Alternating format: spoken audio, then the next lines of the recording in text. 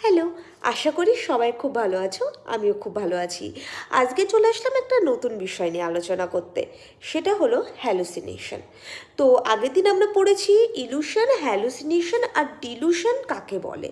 একদম খুব সোজা এক লাইনে আমরা কিন্তু একটা ডেফিনেশন পেয়ে গেছি, বা বলতে পারো মিনিং পেয়ে গেছি। তো আজকে আমরা পড়ব হ্যালুসিনেশনের টাইপস। তো হ্যালুসিনেশন মানে কি, আবারও বলে রাখি, ইমাজিনারি পারসেপশন, মানে যেটা এক্সিস্টই করে না, কিন্তু আমরা সেটাকে ইমাজিনারিভাবে পারসেপশন করে নিই বা পারসিপ্ট করে নিই। তো আজকে হ্যালুসিনেশনের টাইপস পড়বো। তো সবার ফার্স্টে আসছে অডিটরি হ্যালুসিনেশন। অডিটরি হ্যালুসিনেশন মানে কোনো একটা শব্দ আমরা শুনতে পাচ্ছি কিন্তু সেই শব্দটা হয়ইনি, তো সেটাই হলো অডিটরি হ্যালুসিনেশন। তারপরে আমরা আসছি অলফ্যাক্টরি হ্যালুসিনেশন, মানে হ্যালুসিনেশন অফ স্মেল, মানে গন্ধটা হয়তো এক্সিস্টই করছে না কিন্তু আমরা সেই গন্ধটা পেয়ে যাচ্ছি। ভিজুয়াল হ্যালুসিনেশন, মানে জিনিসটা আমাদের চোখের সামনে নেই কিন্তু তাও আমরা সেটাকে খুব সহজে ভিজুয়ালাইজেশন করছি।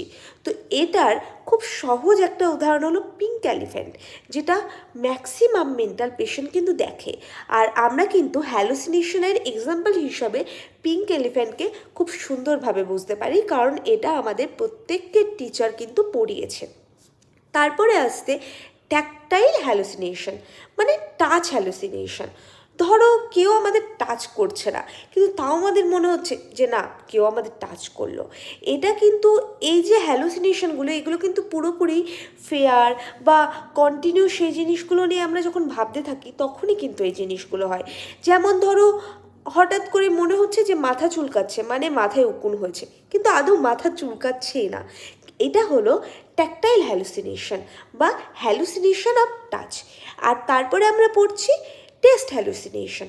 টেস্ট হ্যালুসিনেশন মানে কোনো টেস্টলেস জিনিস আমাদের মনে হচ্ছে এটার একটা টেস্ট আছে।